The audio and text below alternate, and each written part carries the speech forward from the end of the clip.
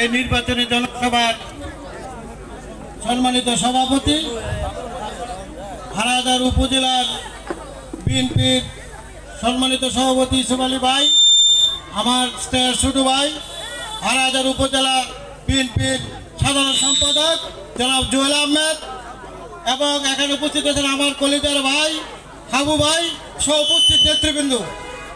আপনারা জানেন এই রামচন্দ্রী গ্রামে অনেকে বলে আওয়ামী লীগের ঘাঁটি, এটা কোনোদিনই আওয়ামী লীগের ঘাঁটি ছিল না না এবং না।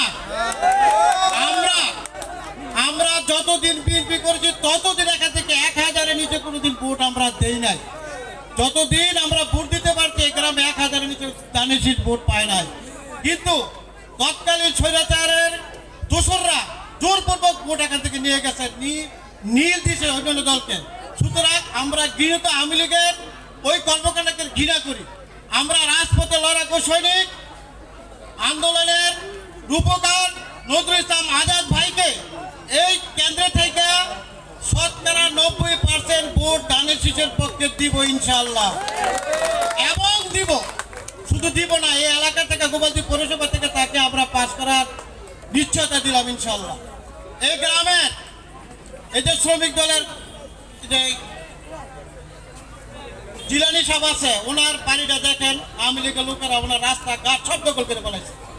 তার অপরাধ তাকে মার্ডার কেসে নিয়ে ফেলাইছে, তাকে রাত্রে পিস্তল ধরছে, আমার বিদ্যুতের লাইন কমপক্ষে 7 বার কাটছে। আমার অপরাধ, আমি রাত্রে কেন দানের শীষের পক্ষে কাজ করি।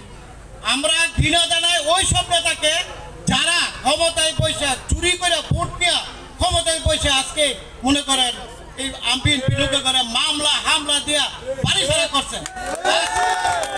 আমরা তাদেরকে ঘৃণা জানাই। আগামী 12 তারিখে ইনশাআল্লাহ এই মার্কা আছে, এই কোন সে মার্কা?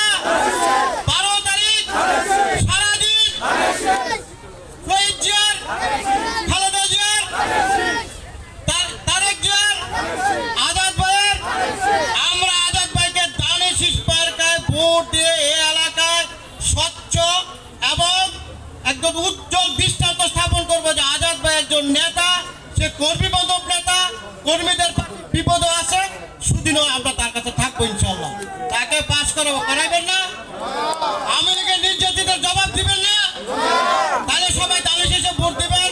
সকাল 6টার ভিতরে কেন্দ্রে থাকবেন, দানের শীষে ভোট দিবেন, আজাদ ভাইয়ের মুখে উজ্জ্বল করে আমরা উজ্জ্বল হবো ইনশাআল্লাহ। সবাই ভালো থাকবেন। আসসালামু আলাইকুম।